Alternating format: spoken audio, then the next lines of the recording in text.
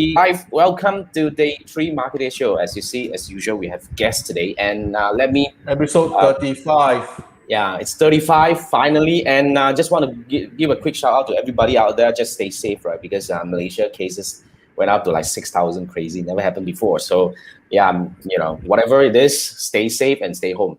And today we're going to talk about a very interesting topic, which is we have a very interesting guest. Just now, at the backstage, we were having so much discussion and we were learning so much from Krishna. And seriously, if you want to talk about not just digital marketing, in fact, Krishna has worked on so many different marketing platforms. So later there will be a giveaway, quick one.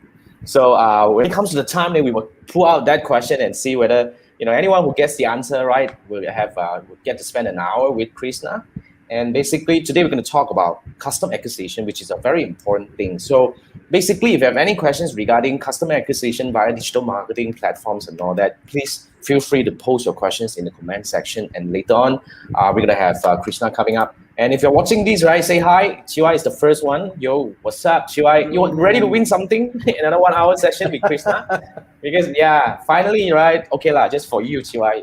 We just want to make sure that hopefully, we will have more giveaways for you guys more often. Okay, now.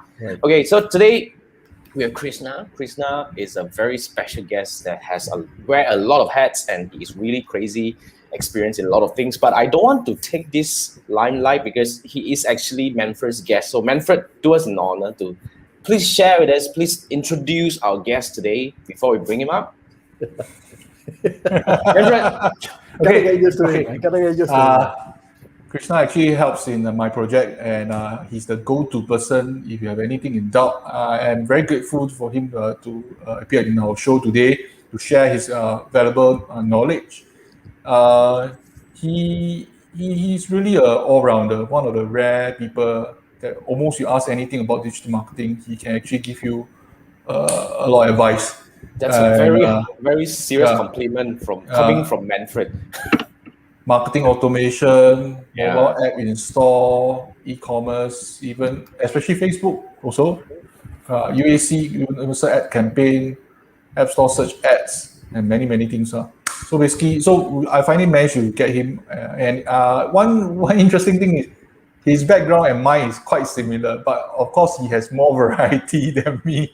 Let him go and share with you later on. So without further ado, Krishna, you take over. Welcome, Krishna. Please share with us a little bit about your background. Thank you for joining us. Thank you for having me today. To start with, today I'm running a digital marketing agency, actually a marketing agency. We specialize in digital and offline advertising, and we obviously consult clients for marketing automation. I've been doing this since December 2019. However, for going through my career, actually, I'm a double grad. I'm a grad in electronics, 2005. I started my digital career, or rather my advertising career in 2011 after doing my master's in business administration with consulting as a practice. Majority of my 10 years of advertising career has been in agencies. I worked with agencies like Group M, all regional focused clients, high spending, high budget, multi-channel clients. And then I moved on to Dentsu. I was there for about 6 months in 2017, and after that I got an opportunity to work for a startup. They were Series T when I joined. I was leading their marketing team in Singapore, and I was with them until they IPO'd, and I was there for 4 months before I decided to start on my own. From an expertise perspective, I would say metrics, digital advertising, planning and execution, goal setting, KPI formulation, offline marketing. I mean, there's a lot you can ask me about. Just fire your questions. Tell me the category you want. Guys, he has already kind of throw the challenge to you guys. If you have any questions regarding managing, first, I can already see quite a few angles that we can grill a little bit. Like first thing first, how do we actually get high-paying clients? That's one thing. Not easy. To a lot of people. And second thing is how do we actually manage client in a different way? Because we have a lot of agency people here, like Chiwai is one of them. So basically, we all have constant problem about, all these are the common challenges. So guys, any questions, very specific, even to your campaign specific, right? Fire them up. So yes. I want to fire up with the first question, Chris. Now, you see, when it comes to digital channels, right, to be frank, to a lot of people, they are kind of not sure because especially those businesses coming from a conventional background, right? To them, it's kind of digital, first thing first, is totally kind of like a totally foreign language to them. And when they want to start, they really don't know which channel will be the first one. So our first question to you here is this, how can we help a business effectively identify which digital channels to use, in order to kickstart their presence? Very good question. I usually start by looking at where the conversion happens, whether it's a website or it's a mobile app, because these two inherently mean different things, right? That's part one. So let's keep it simple. Let's say the conversion happens on website. The part number two, which I usually ask my clients, is, are you a new category? Let's say if you're an innovative brand or innovative solution where there's not enough data and you're trying to create, maybe think about Grab like a long time ago, right?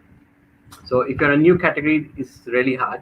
But assume you're just doing digital transformation, there is a category which is available.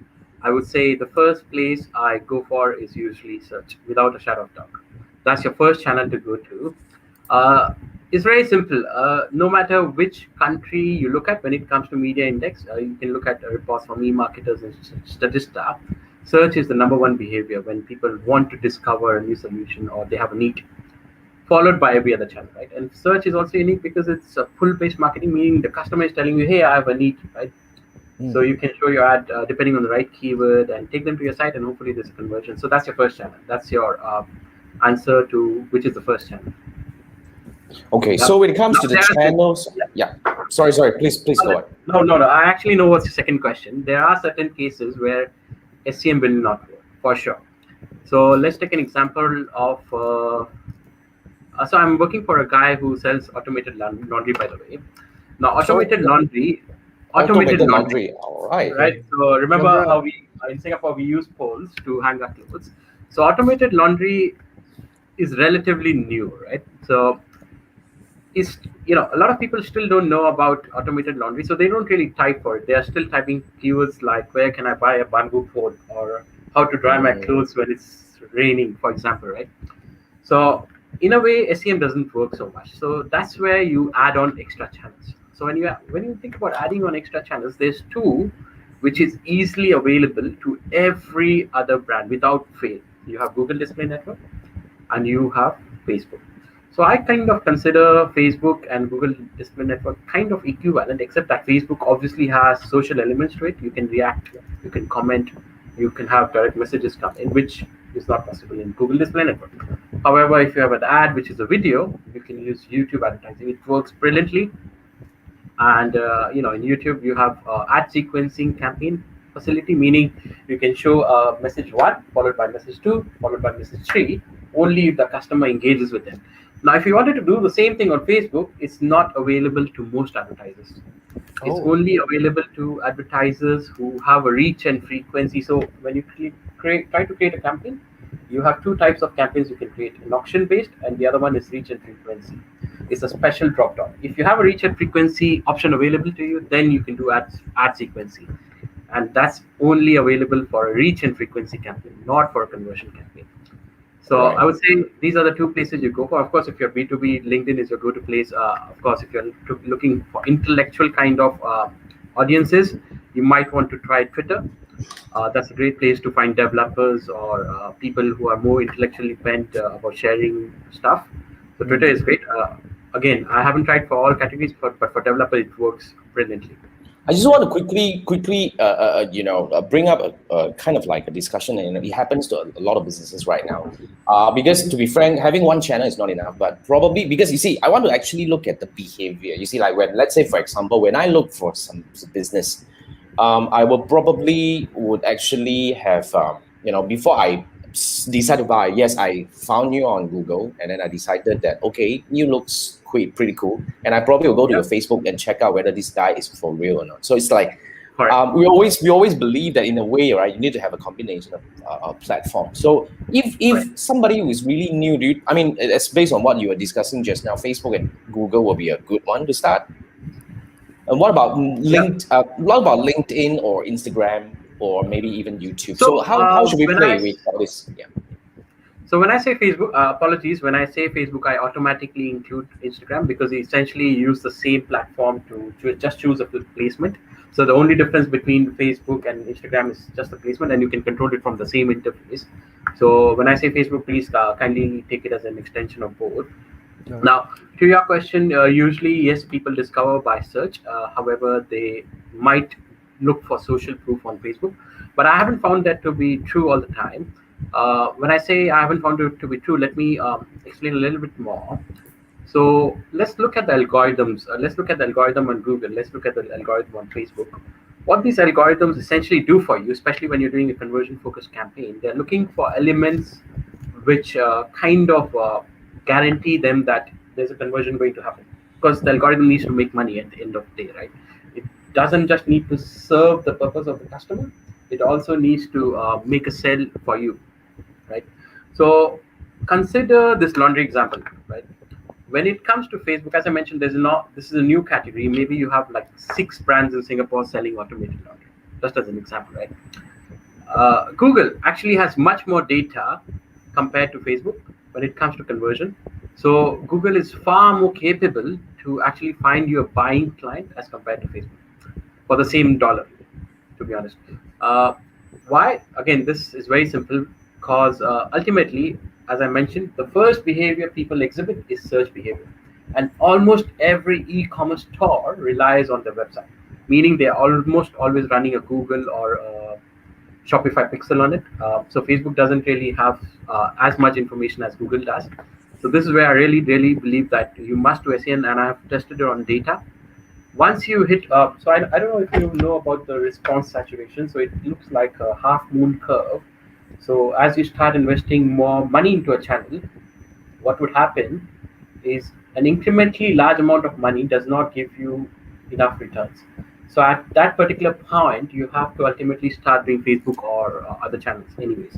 So the judgment of whether to invest in upper funnel or not upper funnel, I would say display kind of activity, should be based on your response curve instead of saying that, hey, let's invest in both. Right. And finally, if you are a legit business on Google, let's say, right, might as well list a business property, Google My Business Property, and ask your customers to give you reviews. Right. So that's equivalent to social proof that you might be seeking on Facebook or Instagram. True. I would definitely agree with that. So yeah. Thank you so much for the very detailed explanation, because it kind of gave a lot of people some better clarity. Because to be frank, coming from one of our audiences, the Digital Run ST also has very similar question. I mean, but he was really coming from the startup point where when you were starting out your digital agency, you were saying that you started in 2019, right? So he's asking, which platform do you focus on promoting your business? Whether on top of word of mouth. Yeah. So this is embarrassing. Actually, I recently developed my website in April, and at the moment I'm using LinkedIn and search. That's it. I don't use Facebook at all. And actually, I've been blessed quite a bit, so I get referrals quite often. So Manfred, I got connected to Manfred by a referral. I got connected to other clients as a referral. So, I realized that, okay, this is a point when I need to actually rely on my own skills. So I recently started writing blogs. I recently started outreach on LinkedIn. I don't really believe in Facebook so much, because what Facebook doesn't have for me, like if I'm trying to acquire a client, I actually want to see if he's a decision maker, right? Right. So I can't tell on Facebook if the person I'm engaging with is a legit business decision maker, or the amount of budget he has. Whereas on LinkedIn, I can look at company growth rates, I can look at other stuff, I can even audit his property. So just using basic tools, I can audit if he's got his conversion pixels up and running on his website. I can pretty much guesstimate the amount of traffic he's getting and stuff like that using SEMrush or stuff like that. So to be honest, I find LinkedIn to be a better channel for the kind of customers I want to acquire. Facebook is like a bloodbath at the moment, So you've got a lot of ads going on Facebook. So it's very hard to distinguish between, agency A versus agency B. I want to link this back to our topic today, which is talking about customer acquisition. Because to be frank, we are still stuck at the first. I mean, not to say stuck. We are still, at this first topic over here, which is, I think, it's a very important insight coming from Krishna over here. Because you see, you want to really know where your clients hang out. And then building a presence should be not just about your own feel good. That I like Facebook. I want to build this because I like to build this. You want to go there because you must understand why are you doing it. It's like I always I probably will put this way, where you need to always have the end in mind when you're starting out. So you must know why are you doing this thing. That's a very good insights. Thank you so much, and thanks ST for the question. Now I want to bring it up to our next question, which is you kind of touch base on that. How do we judge? How do we, let's say when we are trying out on different platforms. Let's say if somebody who's really new to digital and they were starting with maybe Google and Facebook and maybe a few. How do we see? Is there a pattern that we can judge that to decide, okay, this is working or this is not? How should we look at the whole thing? So to make this conversation and understanding easy, let's take it one by one. So let's say we are trying to judge conversion campaigns, meaning your end goal is acquisition, number one. Number two, let's spread it by channels. So let's say you're going to search engine marketing, for example, right? For search engine marketing, is really simple. You can't, of course, you've got a search planner, which will tell you what's the estimated cost per click or so on and so forth. But ultimately, when you actually run your campaigns, you get an auction insight on your Google dashboard, which tells you who else is competing against you. That will already tell you if you're getting a bigger impression ratio or not, right? And your GA is going to tell you the conversion rate. So in my opinion, what I've seen for e-commerce categories, 1%, 2% category conversion rate is great, right? So for search engine marketing, you want to make sure you have sufficient impression share and you're getting click-throughs. It's very hard to judge whether you're getting cheaper click-through rate than the other guy, right? Of course, there's a quality score, which tells you, so there's something called a keyword quality score, which kind of indicates whether your ad should be served higher than the other guy. So if you have got quality scores like 7 and above, you're doing all right, don't worry. You won't have the highest impression share or absolute top of the page if Google didn't think you were converting enough. So that by itself is evidence that they're showing you more often because you're most likely converting more often for Google and thereby paying Google more, right? Right. So that's one way to judge on Google. With Google Display Network, the metric can be slightly more convoluted and tough. So I usually look at three things. So the number one thing which I look at is I go for placement reports. So I almost never use a smart display campaign. So I don't know, for the layman, there are two kinds of display campaign. You've got your display campaigns where you let the algorithm do most of the work. All you're doing is setting up audiences and bids. Whereas the smart, with the more manual kind of campaign, the regular Google display campaigns, you even set up the context and categories where you want to advertise on. In those cases, I would say, statistically speaking, if we rely on Sysmec's benchmark. Sysmec is a global measurement company. I think it died in 2019. But the benchmark rate of CTR at that time was 0.20. Now you have WordStream, which releases Google Display Network CTR by category. It's about 0.4 or something like that. So look for that benchmark and try to see if you're hitting above that benchmark. That's number one. Number two, the second thing which you want to look forward to is actually your placement report. So depending on whether you're using video or just static, you will have two kinds of placements. You'll have YouTube placement and you have display or publisher placements. Now in this case, you don't want to show up. So I usually, I on a diligent basis, 3 to 7 days a week, once in 3 or 7 days, I usually check out each placement to see if it's actually showing it up in a place which is not a clickbait. Because that's costing you money, and then so that's the second phase. Third thing which I do is the audience itself, right? So ultimately, if you're targeting the right audience, what you will see on your GA is low bounce rate. Now, low bounce rate is vague. So maybe I'll quantify it a little bit. When you go down to your Google Analytics traffic, you will usually see advertising bounce rates of 90% and above, right? Because so if you're doing well, because they just come onto the landing page, it's not something relevant, they bounce up, right? Yeah. To be honest, if you're doing somewhere around 70 to 80%, you are doing brilliantly well. Oh, if you're doing 80 to 90, you're most likely above average already. 90 to 95, room for improvement. 95 and above, stop advertising.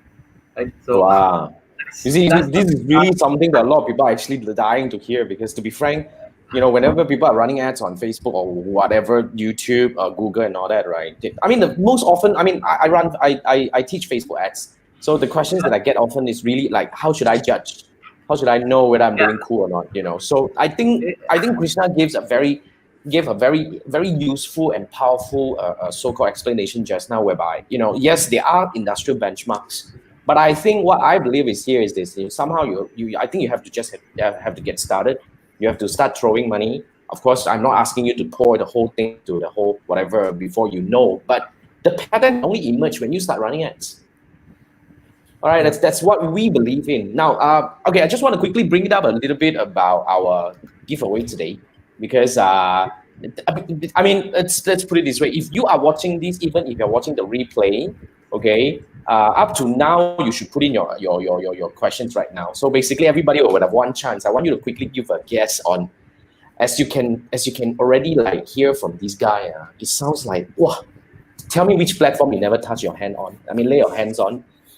It's kind of like, okay, now, but yet again, he has a number, of course. So I want you to guess how many marketing channel, both online and offline, has Krishna planned with, meaning that he has he has helped a client plan, customer acquisition on how many platforms. I think that will be the questions to ask. So the answer would be announced towards the end of the show. So basically, what you're gonna get is you're gonna get a 1 hour session with Krishna.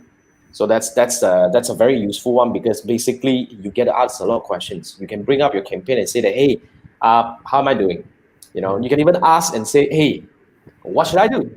How should I start? Which platform should I be going? And what are the benchmarks? Because you heard him. He was just coining so many keywords and all these benchmark and terms and all these terminologies. Seriously, it's like foreign language to me, even though we are digital marketers. But I specialize in Facebook ads for the past many years, right? So to me, a lot of all these words are totally stranger. I stopped at GA. That's it. Yeah, man. I don't know all these different tracking platforms and all that. Wow. Seriously, Krishna, you are really what Manfred was saying about, seriously. Yes. My apologies for complicating it. Sometimes you can just forget those third-party tools. Just look at your bounce rate, look at the time spent on the site.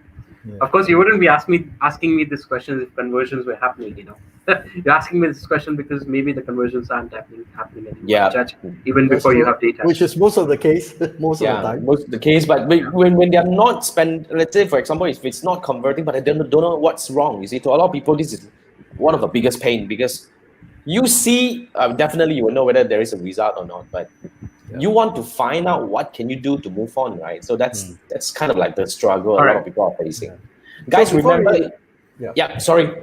So before we continue, guys, remember the keyword is this. For this contest is offline and online. Okay. Combined. So the number is going to be significant, because it's not just your typical Facebook and Google's and all those things, both offline and online. All right. Sorry, guys. Okay, let me give you another clue, right? This guy was coining some platform that I was like, huh? Okay. Even that, to me, you have to imagine that complex. So give me the number, right now. Type in the comment. Never heard of. Yeah, sort of, So, okay, now let's quickly reel over to the next question over here. Now, what about scaling? This is kind of like the next question that we have here. Let's say we see initial success, in a way, but when should we scale? How do we scale strategically? And how do we know that we have already hit a so-called, if there's such thing called a ceiling, where, the roof is kind of like not, okay, you cannot push anymore. So what would be your take on What are the telling signs that we can start scaling already? Very good question. I actually love this question, and I was initially sharing with the team here. The reason I'm doing this for over a year and a half, because somebody actually asked me to optimize on one attribute, which nobody else does. So this attribute is time. How can you scale fast? And when do you know it's time to scale, right? So to answer you the first question, when do you know it's time to scale, or when should you scale? Actually, ASAP. As soon as you find an opportunity, capitalize. Don't hold back. Okay. That's the number one flaw, because we don't know if demand will exist, especially if you're using channels like SEM. Maybe you have demand today, maybe you won't have it tomorrow, right? So Even your demand planner on SEM will tell you some certain trends, like which months are active or which months are not. But then macroeconomic situation can change, so don't rely on future. If you think you're scaling right now, scale away. Now, how do I judge if I'm scaling right now? So I would say a very simple answer. Today, it's impossible to actually do a performance marketing without knowing if the customer actually converted. Right? It's pure laziness or lack of work to not figure out if the customer was good quality or the customer converted. Right? So let's take those hygiene facts away. So if you're saying you're getting enough customers and you can actually deliver the demand, go ahead, capitalize. Or if you can actually price up to capitalize, go ahead. So that's your first part of the question. Don't wait, right? Now to the next question. When do you know can you have more scale? So I call it a headroom. So if you think about headroom in any channel, I was actually drawing this. I don't know if it's clearly visible. So the curves look like this. I mean, the y-axis, which is here, is reach, and this is time. So when you run campaigns long enough, what would happen is on a daily basis, the incremental reach of the campaign will start to decline. So even before your conversion happens, so I use reach instead of conversions for a simple factor. There are B2B businesses where maybe it takes you about 2 weeks to close a customer, right? So do you wait for 2 weeks? You don't necessarily have to wait for 2 weeks, right? For a platform like Facebook, Google Display Network, LinkedIn, where you have reach numbers available to you, look for the incremental reach by day for your given budget. If it starts to reduce, you know you're already reaching a peak. You're not actually getting newer audiences for your campaign, number one. Number two, your frequency ratio will start to increase. Now, very easy. If you run a campaign for long enough time, let's say you run a stable campaign for 2 months, you might have a frequency ratio of 2.3 with whatever CPA and what's not, right? But then you start to scale your budget up. You will start to see your CPA go up, frequency ratios increase, whereas your reach per day go down. That's your signal you're reaching a peak curve already, right? This is more valid for platforms which actually don't tell you what's your curve. You know, when you have to spend incrementally high amount of budget to get more leads, right? Now, a platform like Google has a Google Performance Planner where you can actually see this very clearly. They call it a Performance Planner. You can actually go in today on Google AdWords and you'll be able to, you know, if you run your activity for 2 months or 3 months, Google has enough data based on your keywords to tell you if you are reaching that endpoint, right? Let's say you don't have that data. Then I would say use, in general, 80% impression share for your category, assuming your keywords are correct or accurate. For search engine marketing is already a good point to start thinking about other platforms. You know, so SEM is just unique, so it has to be handled differently. Google Display Network, of course, AdWords will give you the indicator, but other platform where you have reach and frequency numbers, you know, if you don't want to rely on CPA, because CPA sometimes tends to be, how to say, tends to change based on like other competitive activity too. So you want to measure the reach ratios. So for SEM is you will look at your impression share. Correct. For each And keyword or combination of keywords. Okay, understood. Correct. Wow. But I can see, I mean, Krishna, it's, you know, we can clearly see that you're very strong in terms of the analytical and especially very much skewed towards the SEM. You know, I'm not saying that you're not good in other platforms, but to be very frank, right, we looking at it because I definitely resonate because you see, whatever the metrics you're talking about, the frequency and all this kind of thing, we will look at the same thing on Facebook as well. When you're looking at the numbers coming up, it's kind of like really you're hitting the ceiling, and we need to stop scaling. We need to bring it back down. Now, these kind of are the things that a lot of people are not sure about, the things that people are not clear about, you know, when it comes to about scaling and looking for the platform. So I just want to quickly bring it over to our, you know, the next question over here. It looks like we will be kind of like having quite, you know, we're not having enough questions at the moment, but I think it's cool.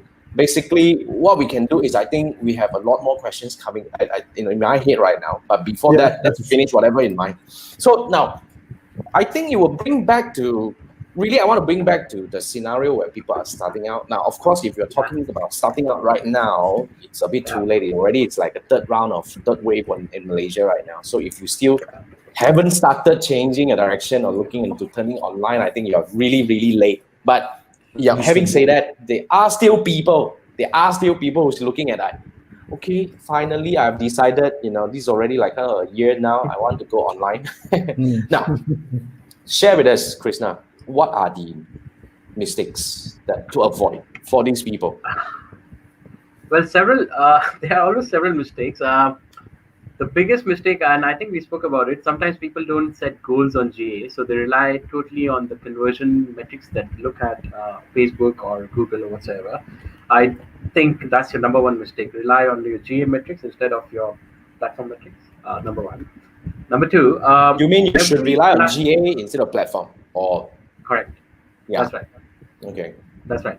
Right. That's number one. Number two, ultimately, every campaign's algorithm requires certain set of data before it can algorithmically perform. So example, when you do a mobile app acquisition campaign, you need at least 20 conversions. This is pre-iOS, by the way. Yep. So 20 conversions is minimum that you need before the campaign can be called, before you start to fiddle with the campaign, right? Now, this is straight from Facebook. So I'm trying to get away from Google because I spoke a lot about Google. So I'm going to try and speak about Facebook now.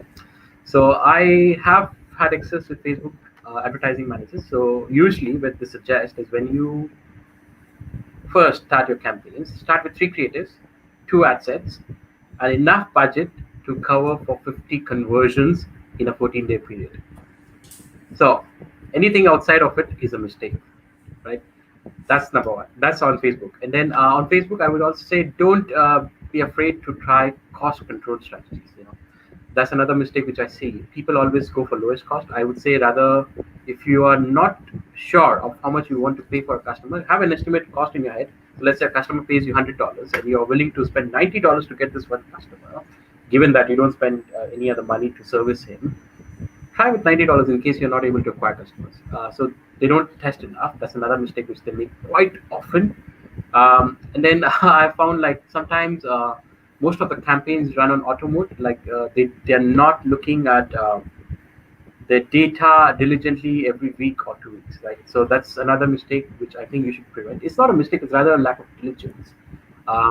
Then another thing which I also frequently see is creative refresh for the sake of refresh, right? So I keep hearing about clients telling me like, oh, it's been 3 weeks we have been running this creative, should we change it?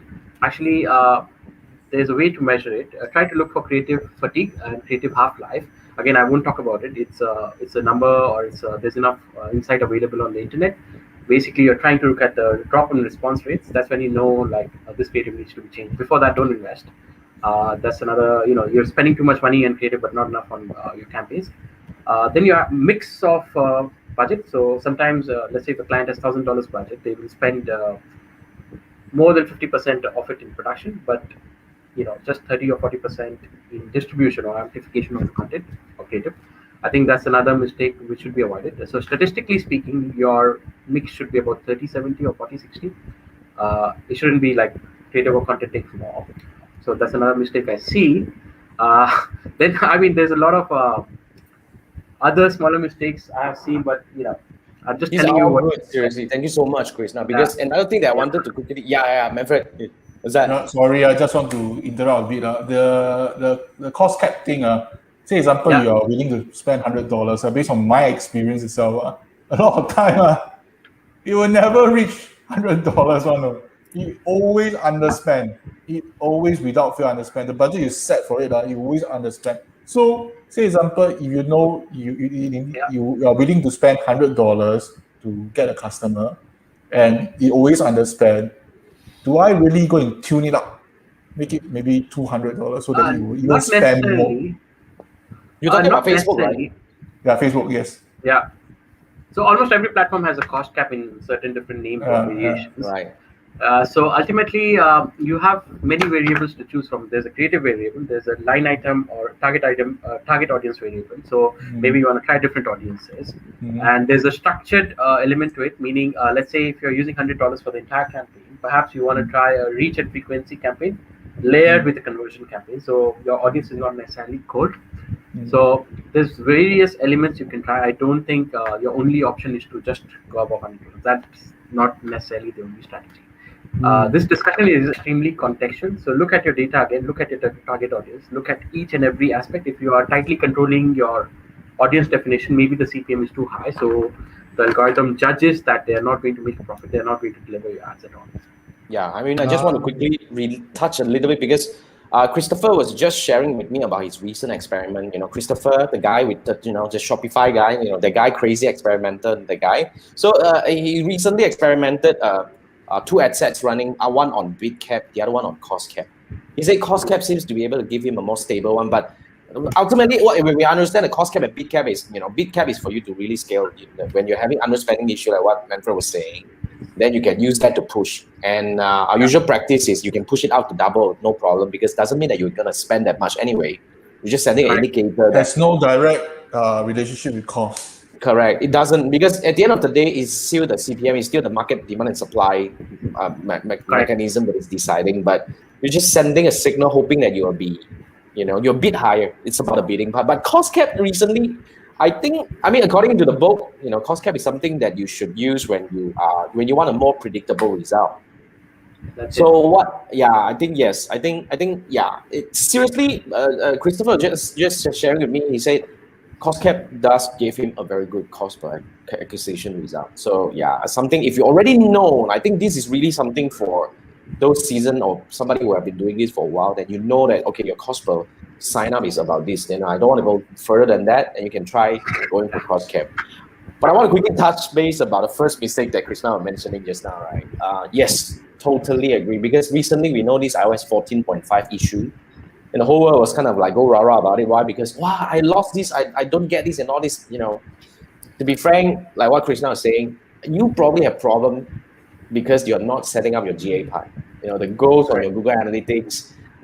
And Krishna was also saying that if you are not able to know whether your ads bring you result in real time, in this current time, you're just being lazy. You're just not doing the tracking work of the setting up the framework in the correct way. So you should know whether the ads is getting you clicks. You should know the ads is, whether it's getting you result and all that. You shouldn't rely on single tracking platform. So when you have all these things set up, like we've been talking about UTM, and all these things, when you have all this set up, you shouldn't have issue. So the iOS 14 is just a reporting delay. We were just discussing about that, right? Manfred, inside our group. Yeah, doesn't mean that it doesn't happen. I mean, what's wrong with that, right? At the end of the day, if everything is well tracked, I don't think it's an issue. But GA will have captured the data already because it lands on the website. Correct. Yeah. So that's the other way now. Yeah. Correct. Okay. So if you use UTM parameters, like UTM source equal to, for example, paid social or social, and UTM medium equal to whatever placement you're using, followed by whatever, right? Your GA will tell you, like, these guys came today or maybe in the last 30 minutes from this particular channel and conversion happened, Correct. right? Yeah. So it is in fact a lot more reliable compared to whatever. I'm not saying that Facebook analytics or Facebook data is not reliable. It's just that we need to have a backup. At least we know. Facebook right? Analytics going to close at the end of June. Analytics is going away, and then of course we know that the audience insights is also going away. That's why I've got to tell you something interesting about Facebook, right? I really Sure, love this. So let's assume, right? I've done various campaigns for my clients. So again, this is about a CBO. CBO gets used so often, right? So I didn't know which target audience would work for my clients. So I used a lookalike, which they gave me. I used audience they have used, and I used 3 custom audience, which are based on demographics and behaviors on Facebook. To simplify it, let's just say I have 2 audiences. Let's say moms, and let's say newly married, right? And let's take the context of Singapore, right? Usually, if you have a child, you have almost married. You're definitely married. That's the case, right? So there's very limited overlap between the audience, right? So I started this campaign on Facebook on CBO, and obviously remember three creative rules. So you have 3 creatives, each with a different headline. The creative is more or less same. It's just the headline is different or more custom created for the audience. So it speaks to the audience, right? So Facebook, what Facebook Insights does, remember analytic platforms or algorithms are designed by humans. They can't really judge everything for you, right? So it so happened after running the campaign for 7 days, the client panicked and called me at 8 p.m. saying, "Hey Krishna, I've got a analytics on campaign overview saying on Facebook like you should consolidate your audiences. I'm like, why? Oh, Because it says like you could get more conversions based on consolidating your asset. I'm like, all right, hold on. Allow me to explain. So I said, let me get back to you tomorrow. So all I did was I went back to office next day. I drew up my cost per each chart and whatsoever, and I explained to him, look, the way it works is very simple. They do see like there are three different similar images. So all they're telling is just do the headline one and headline two, put them together and let us optimize. But actually, if you just think about it, it's already on CBO. The only difference between the two campaigns is the target item. So whichever audience is available and will convert, Facebook will optimize to it, right? So all I'm trying to say is sometimes use your brain. You don't have to necessarily measure the data. Is the reach increasing? Nothing like that happened. Big audiences, and just use your data. Just use common sense to judge whether the recommendation given to you by algorithm is true. And this happens in Google as well, by the way, right? So I have a fintech client. They do insurance valuation for commercial assets, right? So when I launched the campaign, I saw insights coming in saying that you might want to bid for, and they're asking me to bid for real estate valuation, right? Like because in Singapore, when you buy and sell, you have to get a valuer and so on and so forth. But that's not a category I'm invested in. So every algorithm gives you certain insights based on how they design.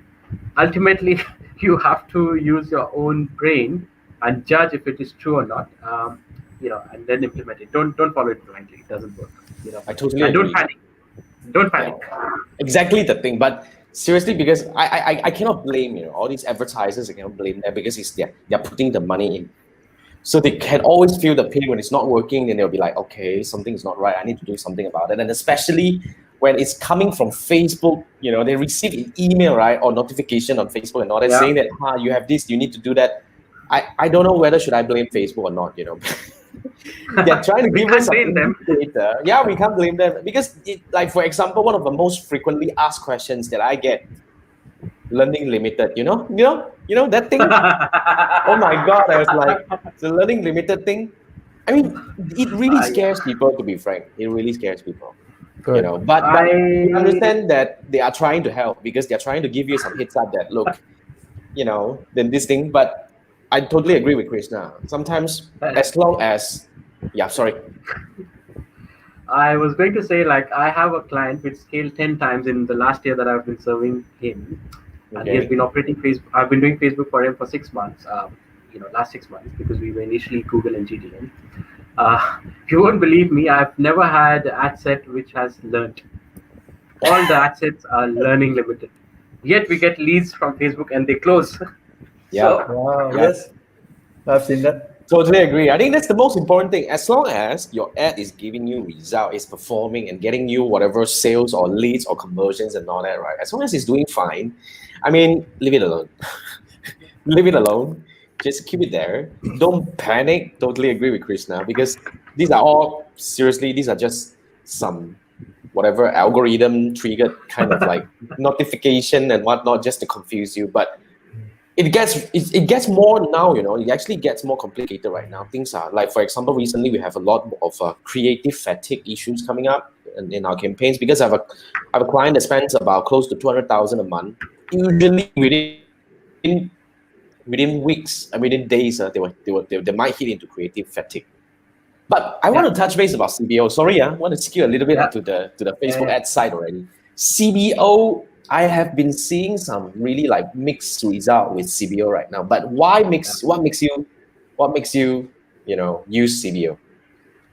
So the only time I use CBO is when I don't know which audience will work, right? Or I don't have a variable which I know will perform, right? The idea about CBO is to control certain variables that you give to the algorithm and let it optimize on the variables you have configured, right? For example, you have line item or TA1, TA2 with a cost cap of A and B in different segments. You ultimately want to give the control. So algorithm is not something you want to beat. Take it as your frenemy. It could be your friend or your enemy, whatever you want to think of it. Right? Ultimately, you want to give the control to the algorithm and see which ad set learns fast, right? So if I see like based on my cost cap changes or what's not, let's say if the TA1 learns already and sees enough reach, the CPA is good, what I would do is actually I'll take it out and put it into its own regular campaign where it will have a dedicated home and dedicated budget, and I'll use CBO for other things. So it's just Right. for me to use the time and budget given by the by the advertiser to get more variables in my control instead of leaving it at algorithm control. That's about it. So you Yeah. are using CBO as a discovery process, and then sure. once they have given you the right signal from the ads, you then break them up, and then you go manual, and you control. Okay. Correct. That makes sense. I Correct. think that. Sorry, please.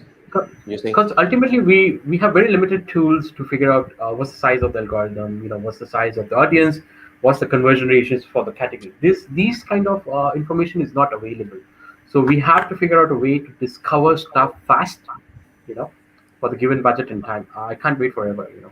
I agree. I guess I agree. unless you're Apple, where you spend 100 million ad budget, then Facebook will reach out to you and they give you access to more data. Apparently, that's the case.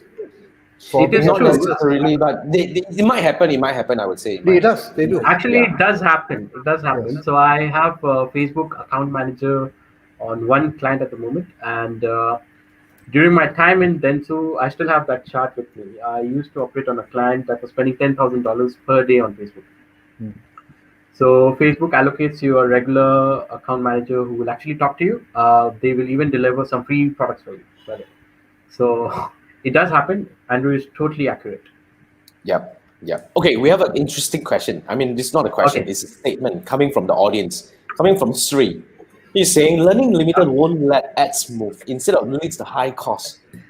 I think, okay, in this case, right, I think we need more information from Sri because I would say at the end of the day, right, if it's leading it to high cost, you see now you're actually talking about two contradicting issues here. You're saying that the learning limited is not letting your ads move. That means that you're underspending. Then it's not really about the learning limited issue. It's about the audience, it could be. It's about some other issues that might be coming in. So when you say it doesn't let the ad move, then it shouldn't be leading to high cost because you are saying that you're not letting the ad move, meaning that you're not spending. It should be underspending. When you underspend, then how can all this leads to high cost? I mean, this is a very interesting statement. Just what I want to say. And I think we would definitely love to discuss further on this one if you can give us more information, Sri. But yeah, fill us in with more information. Okay? We have any insights on this one, Krishna? No, he actually No, right? said like this. It's like kind of like when we the need to ads don't move, implement yeah. Correct, The ads correct. have to deliver reach. The first thing in your funnel is actually reach, followed by impressions, clicks, and thereby Yeah. conversion, right? So it may not be just about the learning limited issue already. It could be because of there are many angles to look at this, but interesting. Fill us with more information. We will bring it up for discussion. But guys, remember, we have a quick giveaway. Now, if you're watching this right now, I want you to actually guess how many marketing platforms combining online and offline that Krishna has actually helped his client plan on. So I already put it up at the bottom over here. So Yes. all you need to do is just type in a number. Everybody only got one chance, basically. You type in your number, just guess how many platforms or so how many channels that he has worked on, and then the winner will walk away with a 1 hour session with Krishna where you can ask him any questions. I think up to now you already know that this guy is dead crazy, serious, technical, and deep with deep knowledge in a lot of things. So Sri, if you want to get your question answered just now that Jason brought it up and get Krishna answered. Oh yeah, man. Put in your answers. Spend an hour with him. He will solve your learning limited. Well, I tell you, whatever also problem your all solved. I think it should be. So basically, that's what you want. Answer, fine. I mean, put in your answer so that we know, so that you can guess. So we will actually review the question, the answer towards the end of the show, and it's already coming up like another 10 minutes to go. 10 minutes to go. I want to bring it up the last questions. Okay, now maybe we just pick maybe 2 to 3 platforms but Krishna, I leave it to you. Now, how do we set proper KPI? And you probably can pick 2 to 3 platforms. I think 2 is good enough. How do we set the proper KPI to track the effectiveness of whether it's getting us what we want or not? So I think when it comes to KPI, it's not really about effectiveness. It's your ability to deliver on the KPI and getting enough of it or volume on it. So I'll take an example, and I will take actually two platforms again. I'll take Facebook and Instagram and your regular UAC, for example. Right?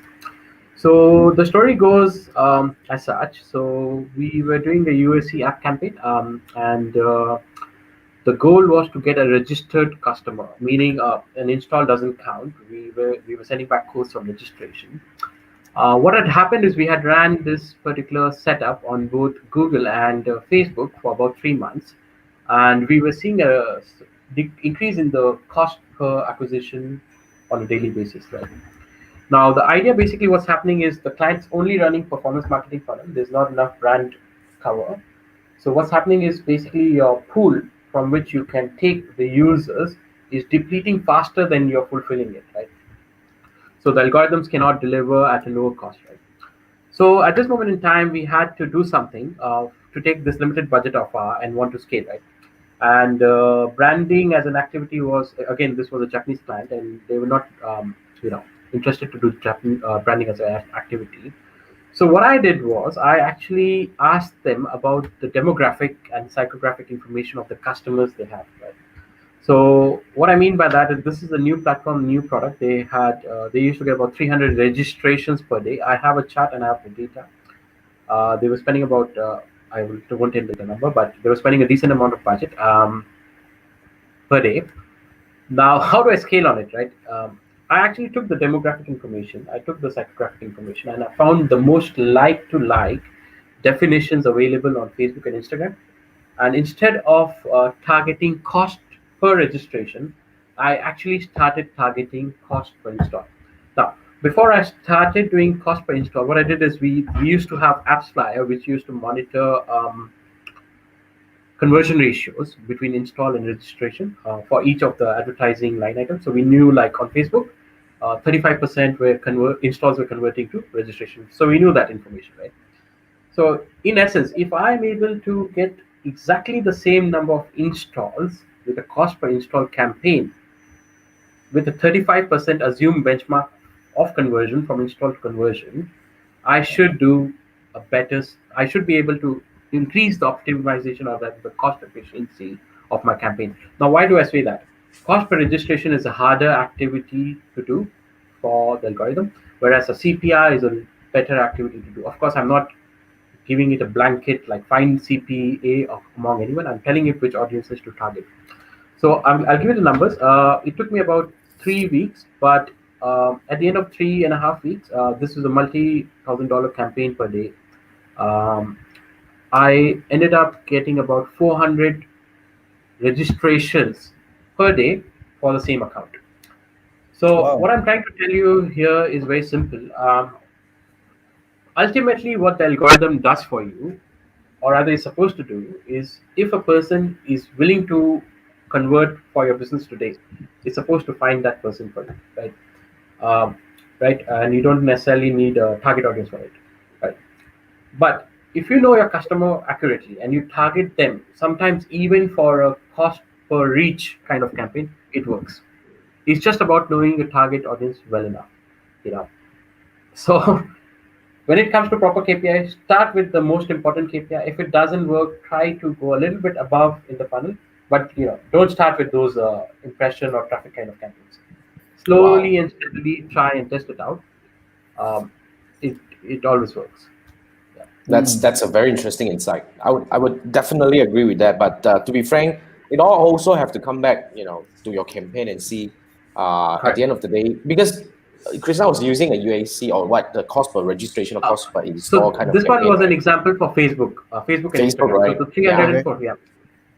Okay, so you have to really look at, because different scenario, you probably are driving people to the conversion on the site and all this kind of thing. But yes, I will agree with that. If the hardest conversion is not happening, we move to the next, upper layer of the funnel.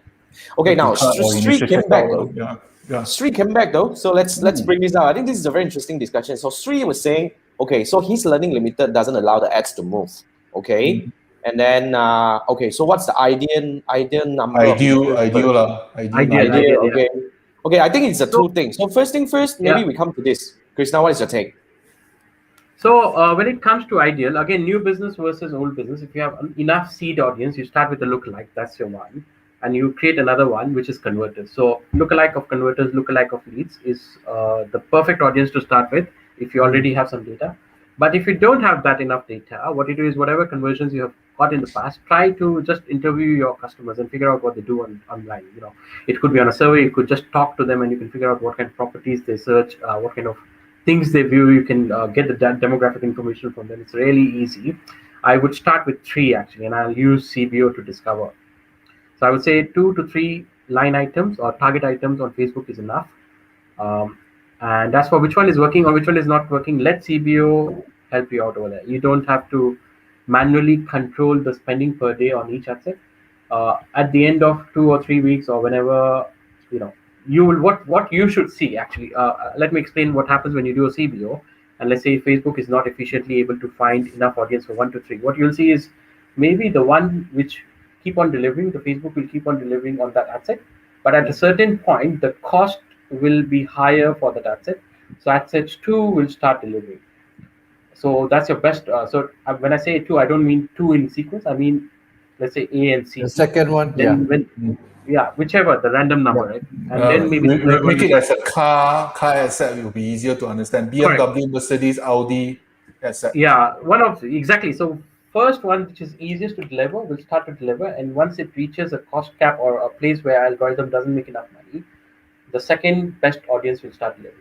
And the same behavior will repeat until the algorithm comes to a status quo, meaning it has come to a point where the cost across all the 3 assets is equivalent. It takes a long time to reach that point. So most likely you will have that answer. Actually, once you know already your asset A is delivering, there's no need to compare anymore. You discover which audience, bring it out. Reduce one variable from the algorithm to optimize on. Right. So I hope I not answered performing one, take it out, or the performing, take it out. Performing, I mean, either way, right? Performing one.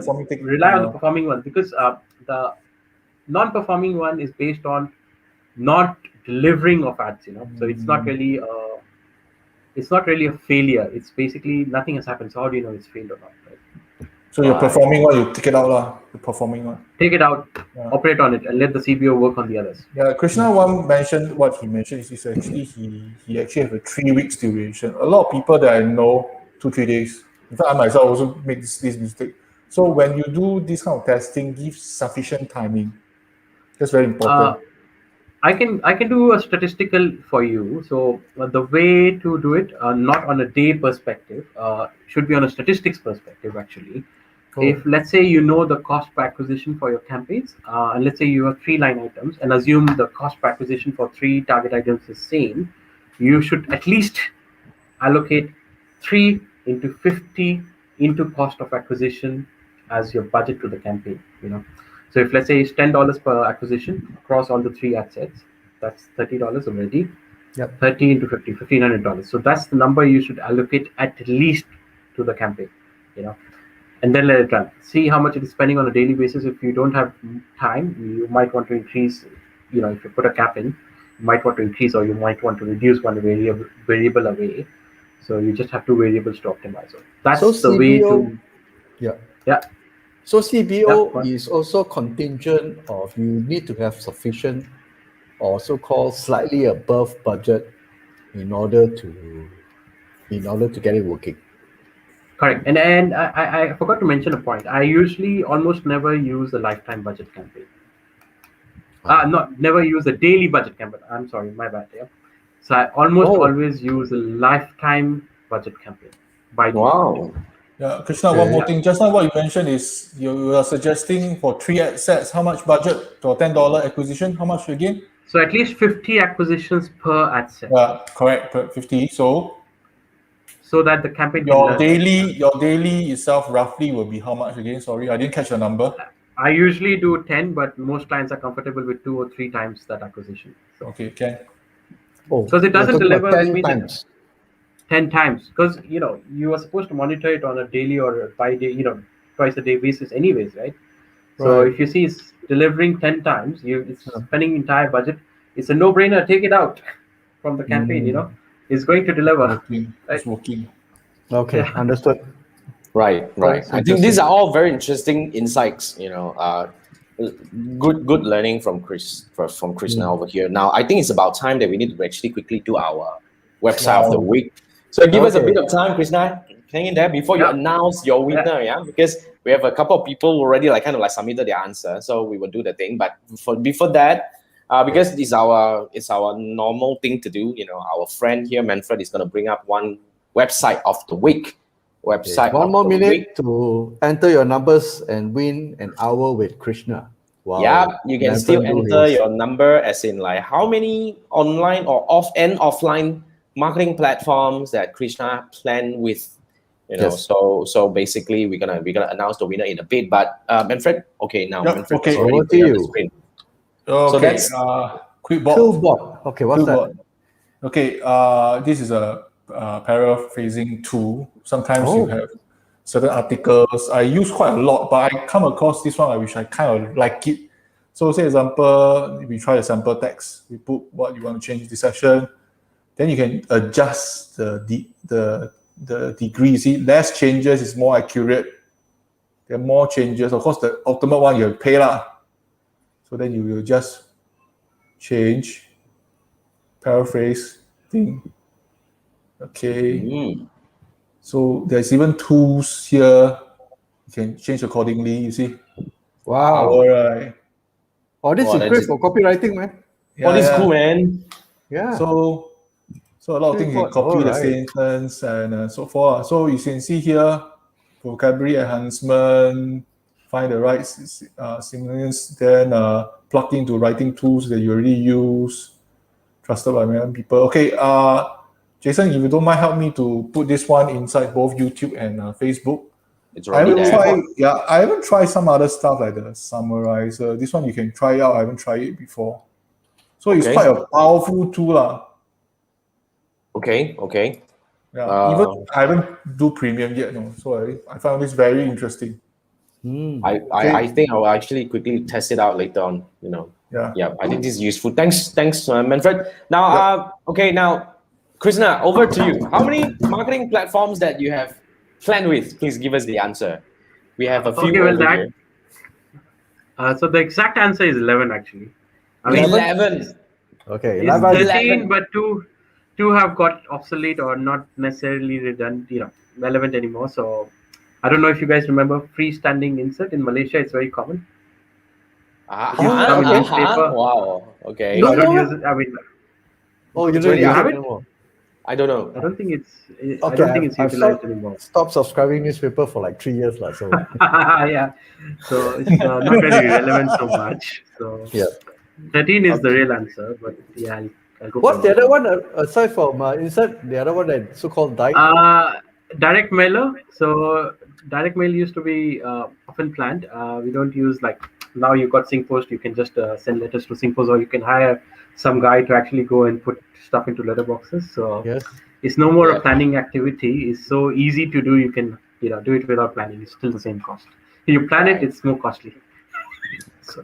Okay. So I think at the moment we have no winner, but I guess let's do it this way. Closest is Chiwai said 10. Chiwai, Chiwai was saying 10. So do you want to give him? Yes, of course. Sure, no problem. Okay, so Chiwai is the closest answer and he is the winner. But on top of that, right, I think Krishna, you have some consolation prizes. Oh, got consolation on that. Sure, I'm happy. So let's do a half an hour. Yeah, okay, that's cool. Now, if Chiwai will win 1 hour, so anyone else who have already commented and put in your answer, you have half an hour. Okay, all you need to do is very simple. I'm putting Krishna's website in right now. Okay, so you can go and visit him and get in touch with him. Yeah, reach out to him and to claim your prizes, and just to of course just to get pick his brain on whatever that you're doing right now. Seriously, when it comes to all this customer acquisition. All right, I think that's all we have for today. Seriously, learn a lot from you, Krishna. Thank you so much for joining us. Thank you so much for all the insightful sharings and all the seriously jam-packed with a lot of learning. And hopefully we can have you come on board soon to really discuss on some other topics which Manfred recommended. Yep, let's stay in touch and let's keep in touch. And thank you so much, guys, for tuning in today. And this is the Three Marketer Show. Remember, we do this every Wednesday night. So all you need to do is very simple. You just come up and join us over here on Facebook or YouTube. Okay, and we're gonna go live at 10 p.m. on Wednesday night. So this is episode 35. We plan to do 100. We'll see you next week. We will do 100. And yeah, this is Jason. I have Krishna here, who is our guest, and Manfred and Andrew. Basically, we will see you next week in our Three Marketer Show. Thank you, guys. See you next week. Stay safe. All right, Thank you, guys. Yeah. Thank you. Bye bye. Thank you, Jason. Thank you. Bye.